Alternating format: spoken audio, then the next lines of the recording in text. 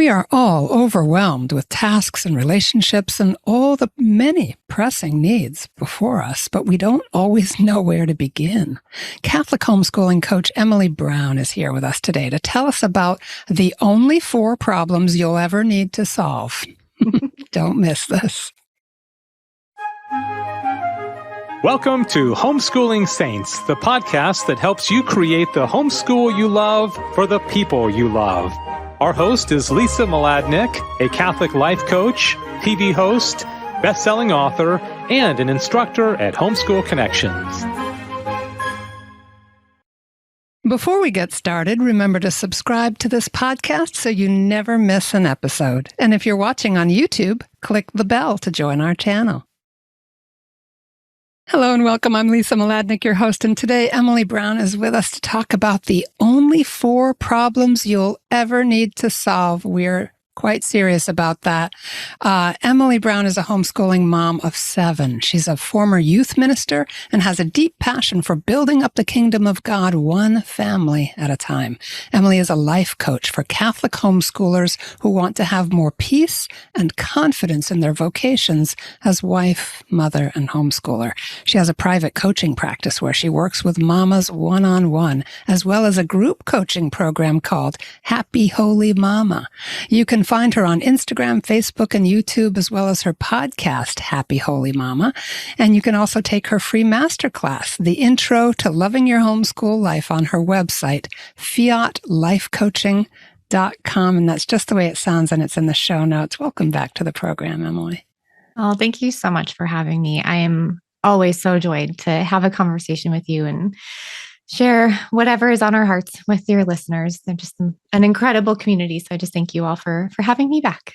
Yeah, they really are. They're all over the world, and they're in different stages of homeschooling and life and health and faith and all those things. And what an honor to have this conversation with them and spend a little time just trusting the Lord with these conversations, which we were just talking about. It means a lot to us that you let us kind of talk into your ear a little bit. So I'd like you to start us off, Emily. Tell us a little bit about you and what these lessons mean to you, how they came into being for you. Yeah. Oh, thank you. Well, my name is Emily. I am a Catholic homeschooling mom of 7. My oldest is 16. I guess at the time this airs, he'll be 17 at the moment.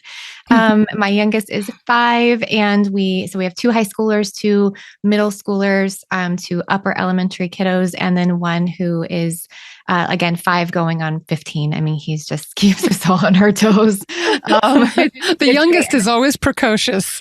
They really think they're teenagers. Yes, and he's got all the skills to back it up. So it's just he really does keep us on our toes. It's a lot of fun. We've been homeschooling for a little over 5 years, and we've had our kids in private school, Catholic school, public school. We've done all of it. And really, we just had this tap on our shoulder for years to homeschool our kids. And I think the reason everything was feeling so tricky in all of those other places was because we really were being called to homeschool. And I truly believe that homeschooling is a call from God. And I don't believe everyone is called to it. If you are being called to it and you're not enjoying it, I can help. I think that there's some very simple fixes that can help. I'm a life coach, and so I root everything that I do with my clients in uniting our wills to God's will, having that mindset at all time, being present with Him, accepting His will, but also being action oriented, right? We do want to be moving forward in this.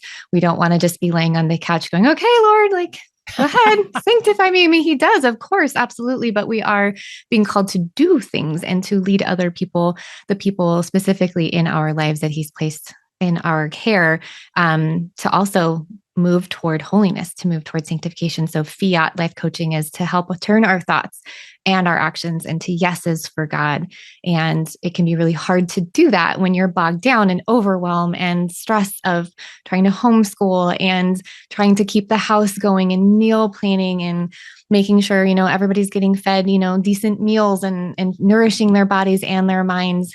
And you're trying to, be a wife and a daughter of God all at the same time. It can be a lot. So over the years of coaching now, using my own experience of stress and overwhelm and doing it really poorly, like really poorly, for many years. I'm not going to say I do it perfectly now, but I do believe that with the tools, the life coaching tools that I have, as well as all the strategy tools that I use for managing time and the stuff, and making really confident decisions. Like there's just all the tools that I have as well, just make it easier. It makes it smoother. To some degree, it is a lot more effortless because of the way that I have taught and trained and raised my older kids now. They are more capable of doing so much more. And so it's not all on me. And so that, really helps alleviate so much of the burden off of my shoulders and even off of my husband's shoulders, because we're all sharing the burden of, keeping our home in order, keeping everyone moving forward in progress. And that's just, so those are all things that I teach my clients how to do. And usually a new client will come to me and overwhelm is almost always listed. I always ask them what their top 3 emotions are on any given day, and overwhelm is almost always one of those 3. I would say like 99% of the time, someone will tell me that they're overwhelmed. And I have found that that's often because we have a lot of thoughts like, I have too much to do and there's not enough time and I'm not organized enough. I'm not patient enough. There's something about me, right, that feels problematic. It feels like I'm not enough of something. I call that the litany of not enough that we like to run through in our brains. And so then we end up having all of those emotions stored up in our body, and we're trying to do God's will. We're trying to raise our kids, nourish, educate them, keep our home, flowing. But we're doing all of that from overwhelm. We're doing all that from stress and anxiety. And so after, again, years of coaching all these mamas, regardless of how long they've been doing it, I have moms who come to me who are brand new in homeschooling, moms who've been doing it for 16, 20 years, and they've never learned these tools. And so I've kind of boiled it down to these 4 problems that I encounter with moms. And almost always I can attribute like, where are we at right now? If they're having an issue, they're really stuck somewhere, feeling stressed and overwhelmed, having disappointment or discouragement, right? It's usually attributed to one of these 4 problems. And so that's what I would love to share with you guys today, is what these 4 problems are. So good. And I love that there's the you journey, the ongoing journey, which we kind of touched on before we hit record, which is it's so good to be teaching these things and reviewing them, because we're always learning and relearning. Anything that's a really great lesson, believe me, it's a lifetime lesson. So it's like, be patient with yourself in there too. But I love that on the one hand, it's obedience to God's will. It's that sense of resting, that God is taking care of things and that he has a plan, and also our being in action. But how? What are the 4 places we can focus that yield the greatest results and result in that balance of resting in obedience and taking action in obedience, so that we have that clarity. So if you would just list the 4 things, and then we'll take some time with each of them. This is so rich. That sounds good. So the 4 problems, and then we can dive into the 4 solutions. How about that? So the 4 problems are your relationships might be feeling rocky or challenging, and you have a lot of judgments and expectations. Okay. So like your relationships are feeling really tough and problematic and painful. Okay. The second problem is that you just don't know what to do or where to start, because there just feels like there's so much to do. Everything feels really important.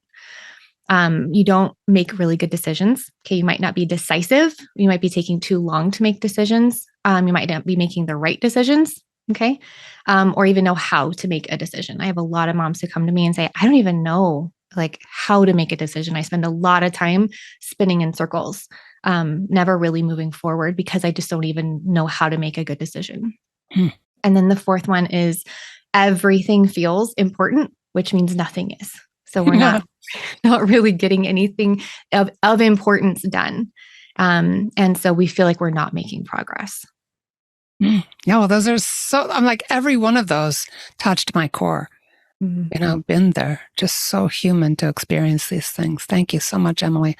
So let's do what you suggested and go through the solutions. That sounds good. All right. So the first problem is those relationships. And I want to offer that the reason that our relationships are feeling really rocky is because we likely have them out of right order. And the way that I like to think about right order is the image of a three-tiered fountain. And I know I've talked about this on the podcast before, but I'm going to say it again because I know that there are new people who've never heard this before.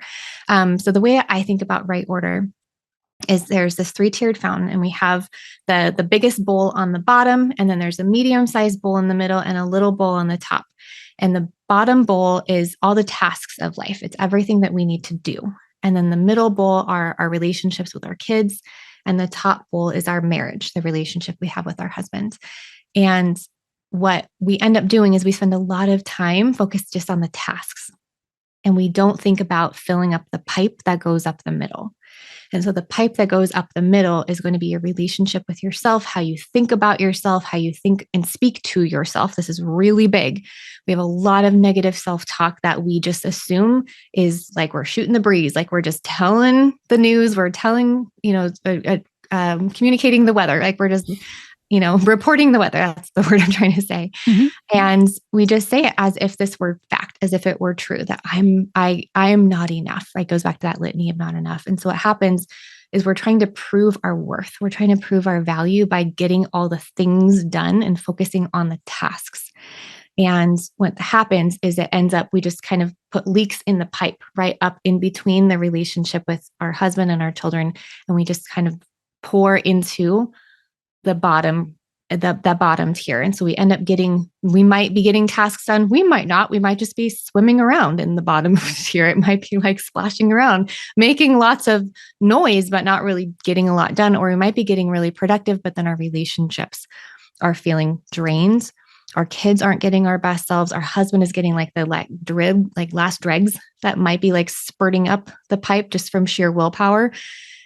And so the first solution to those problems of our relationships feeling challenging or painful is actually coming back into right order, learning how to clean up your thoughts about yourself and cleaning up your relationship with the Lord. So that relationship with the Lord is unplugging the pipe, right? Getting really clear and cleaning up those negative thoughts, that negative self-talk, and getting really clear about your worth that comes from the Lord alone.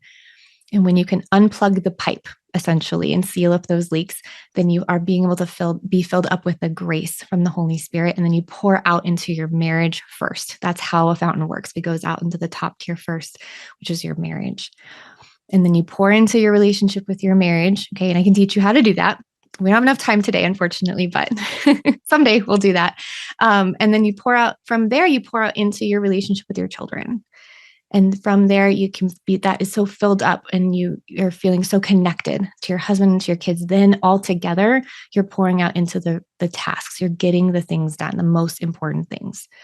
And so that is the first solution is to love unconditionally. That means without conditions on yourself about what you need to do to prove your worth, but instead really resting in the truth that you are a beloved daughter of God, that your husband is a beloved son of God, that your children are beloved children of God, and connecting with the Lord in those relationships in that right order first. So if you are not focused if your relationships are feeling problematic and painful, it is likely because your relationships are not coming before the task. So we need to put the relationships before the task and love without condition.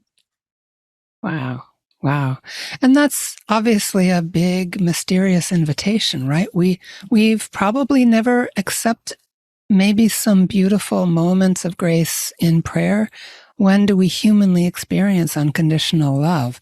And I'm sure that, there are steps and there's a process. Like we're not just going to flip a switch and start loving unconditionally. So just say a little bit more about what helps us to move in that space. Yeah, absolutely. I like to first get really clear about what that litany of not enough is for each person, because it is different. It does sound very familiar. The things that I say that come up for me are things that I hear categorically across all of my clients. Everybody says, I'm not enough. It really does boil down to I'm not enough. Like almost anything out there is I'm not enough. And so if you can really focus on that not being a fact, that it's a thought that you're having, it's not actually a fact, then I think from there, you can you would do the work. And again, that would take so much longer for that. I would love to be able to explain more about that, no but problem. Just being aware. I think awareness is absolutely the first step of what your litany of not enough is, what that sounds like to you. And what's that creating for you? Is it creating discouragement? Is it creating overwhelm? Is it creating anxiety and stress? And how is that manifesting in your life? What are you doing? And what are you not doing when you're in that space? And really what you're not doing, that's going to be the key. That's like the thing that you want to highlight and go, oh, this is what I would prefer to be doing instead. So what that might look like in a coaching session could be if a client is telling me what they're doing when they're feeling overwhelmed, right? They're not connecting with their kids. They're not looking them in the eye. They're not pausing. And I call it taking a holy pause. You're not taking a holy pause to check in with the Lord and ask him, okay, what do you want me to do right now? Right. So that's really where we start, is we ask ourselves, what kind of like mental, emotional space are we in? What are we currently doing? And what are we not doing? And when we're not doing something, that is almost always the thing we would prefer to be doing. Yeah. So it's a process. And I'm a coach too. And I have coaches of my own, multiple coaches, not that I use them all the time. But sometimes it takes time in a relational exchange, like coaching or dear friend or spiritual director, to start to see the patterns that you want to disrupt. So I love the way that you think about this, Emily. It's so useful that there are things that we say to ourselves that we take for granted, and those things start the down spiral. And so noticing what it is that is lost by going down that same pattern again and again gets us back to, oh, wait, I have agency here. I can choose to spend time looking my children in the eyes. I can stop what I'm doing and stop worrying and just go listen to a kid or look at that cute drawing or whatever it is. Thank you for that. It's so good. Just the holy pause is a great idea. Yeah, absolutely. Yeah. So where would you like to take us next? All right. So problem number 2 is I don't know what to do or where to start. Okay. And again, we say this as if it were true. We say this as if it were a fact. Right. And it's like kind of one of my favorite things to go, that's a thought. That's not a fact. And it's so funny to see the reactions on my clients' faces. They're like, oh my gosh, you're right. And so we just get really curious about, well, what do you know? And the thing that I think is most beneficial when you're trying to figure out what to do or where to start is to define your goal. Like, what do you want to create by all the things you want to do? What's the thing you actually want to create at the end? What's the outcome you're hoping to create? And then what's your job? So the way that I sum that up is define your goal and your role. Okay, so what is the thing you want to create at the end? And what's your job to get there? What are the jobs of your kids? Like if you need to enroll your kids in helping to get ready for a vacation, for example, this comes up a lot, or even just to get out the door in the morning. Like if you're going to co-op and you just need to get out the door, right? You might be thinking about what's the goal? Our goal is to maybe get to co-op on time. Okay, we want to get to the co-op at this time. And in order to do that, here are all the jobs that we need to do, right? So these are all and who's going to do them, right? We need to define the goal is getting out the door at this specific time so that we have this much time to travel. And that means my job is to organize the troops, or it's to pack the lunches, or it's to delegate someone else to pack those lunches for us. We want to make sure we've packed all of the backpacks and the things that we need to take with us, music, instruments, whatever it is. And we want to make sure that we have defined very clearly, not just for ourselves, but also to our kids, and to tell them what their job is. Because as soon as they know what their job is, they also know that they're done. Okay. If they know when they're done, because we've defined what the goal is, then they can say, oh, okay, well, okay, not everybody's kid is going to do this. But I like to give the example that most of the time, most of our children, when they are in, a good headspace, okay, there's a lot of unconditional love happening along this, but in conjunction with all these other steps. But traditionally, historically, hopefully, when our kids know, oh, this is my job, right? When you tell them this is your job, and then you get to be done, right? Then they know exactly what to do. They know exactly how to know that they are done. And then they get to either go rest, they get to go, or you can go sit in the car. Here's the things you can do when you're done. It's defining success. It really is. Too. Yes. You know, absolutely. they know, I did it. And I pleased my mother and I accomplished something and I can do it. Good things. Exactly. And when you're connecting with them throughout this, right, then also they don't worry that their worth is dependent on doing it right.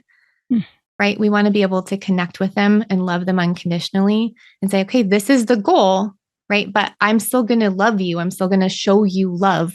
I'm still going to show you kindness, even if you like forget, even if you dilly-dally, even so that comes back to that first step that we have to do is really understanding what's within our control and what's not by cleaning up those relationships. So I want to encourage moms to kind of understand that we want to be doing that first step of loving unconditionally and putting those relationships before the task all the time. And we're going to lace that in and interweave that into all of these other steps.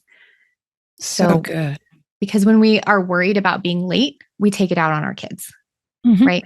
We worry about what other people are going to judge us for, what they're going to think if we're late again. And if our kid didn't come with, shoes or a coat or something, and it's, January, we're worried we're just so worried about what other people are going to think.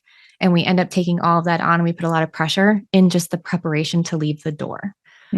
So being able to really define what our goal is, not just getting there on time, but also getting there on time with peace, right? We want to get there on time but more importantly, we want to get there intact, right? Not just physically safe, but emotionally and spiritually safe as well. Right. So we want to be bringing that unconditional love into every single step.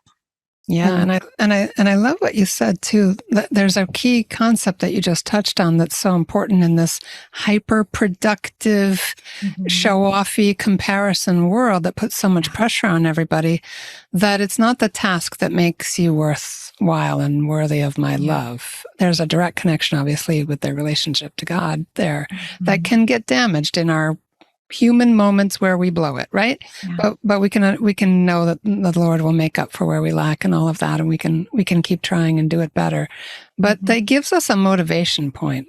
What's the lesson in loving this kid through the bumpy, awkward phase of getting good at your role, defining that goal and role, starting with the unconditional love, defining goals and roles so they know how they can succeed with your help. Yeah, exactly. And that they're not alone. Yeah. So good. So good. This is a very isolating world. Yeah. And this is such an important topic. We are going to take a really short sponsor break to hear from our wonderful support at Homeschool Connections. And we'll be right back with Emily Brown talking about the only 4 problems you'll ever need to solve. Stay with us. Hi, I'm Walter Crawford. And I'm Maureen Whitman. We are the co-founders of homeschoolconnections.com and proud sponsors of the Homeschooling Saints podcast, which is here to help you homeschool more joyfully, more easily, and more effectively. We want to thank you for listening. And we invite you to check out our courses at homeschoolconnections.com. And now back to our program. All right, we're back with Emily Brown talking about the only 4 problems you'll ever need to solve. And we've talked first, Emily, you've talked so beautifully about unconditional love and defining goals and roles. What's that third problem that we need to solve? Well, what's the third solution, I guess, is where we are at this point. Yeah, absolutely.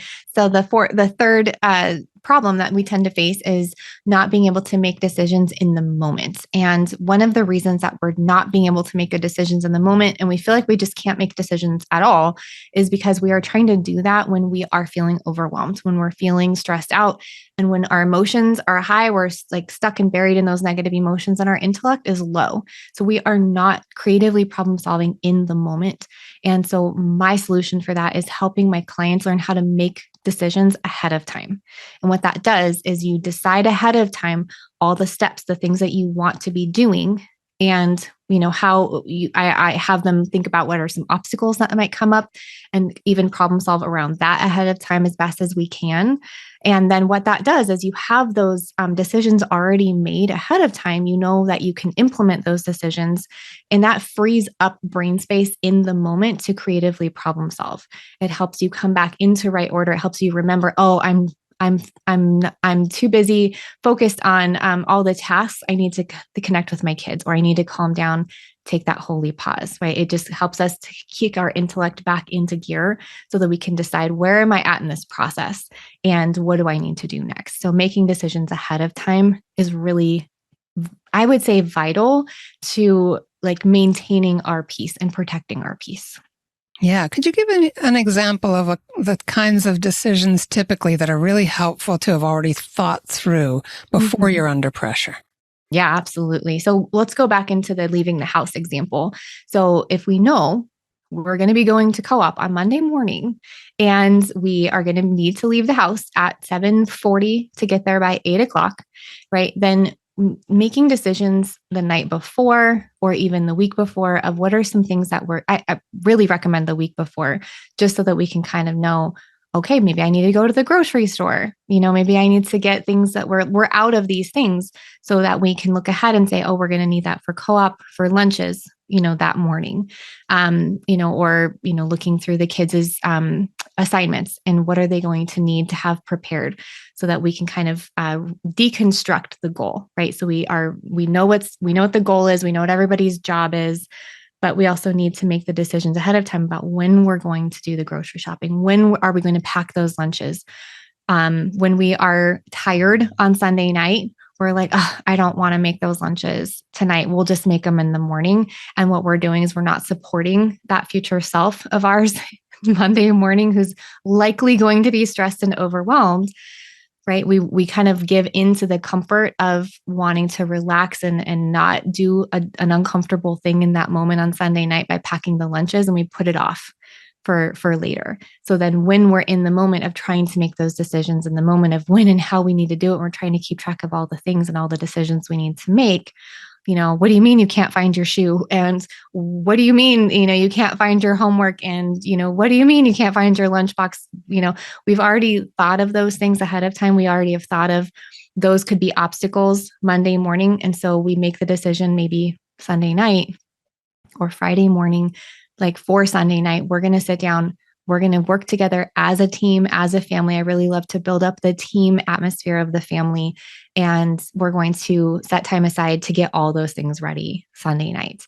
And I know at the beginning of the year, everybody is really on board with this idea. But in March and April, we are like so done. We are just so done with trying to do it, and it's not working out. And we tell ourselves, why bother? And we don't, we really don't follow through with all of that. So making the decision ahead of time of how you want to get there, right? Because again, our goal is to get there with peace and intact.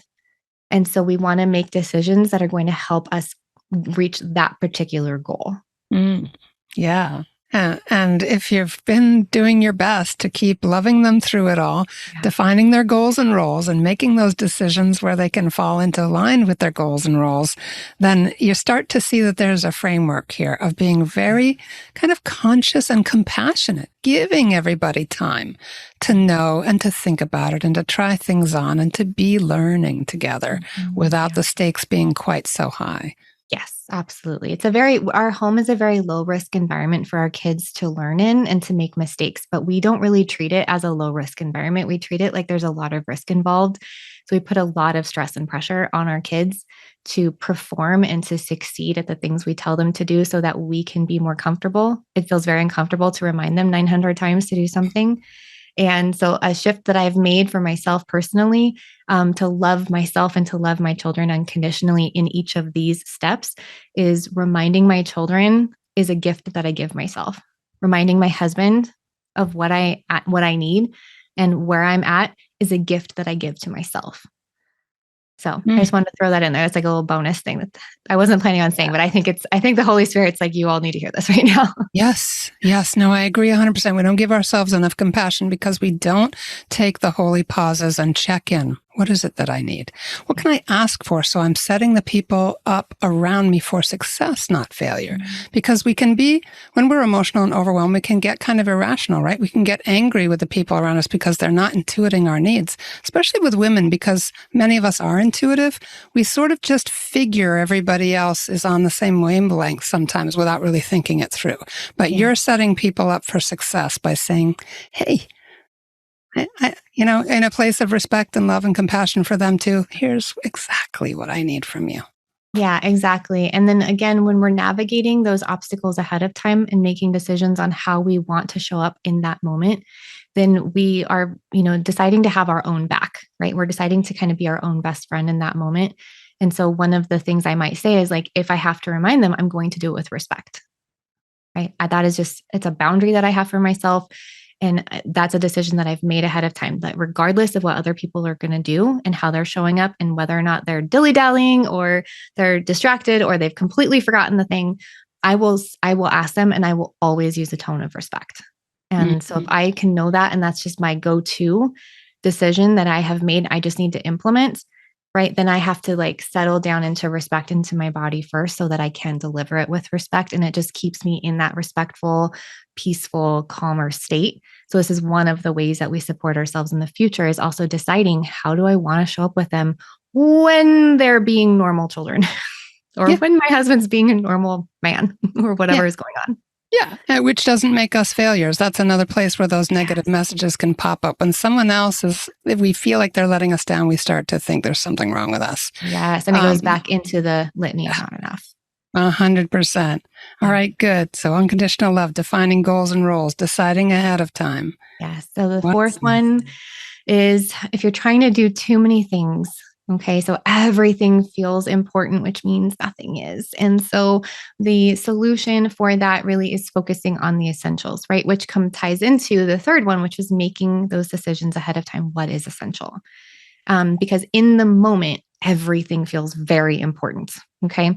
The way that our brains are so powerful, things that you just see sitting on the counter and all the clutter, like none of that felt like a problem the night before. And then suddenly it's Monday morning and you're trying to get out the door and you can't find your keys. And suddenly you're just furious and in a rage about all the clutter on the counter.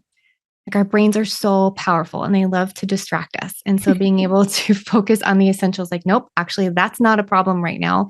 The thing I actually need to be solving is, focusing on implementing the decisions that I made already.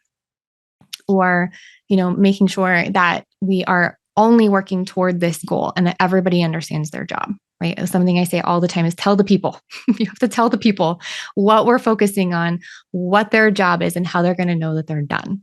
And when we all do that, we can work together as a team. We can all focus on those most important, those essential things.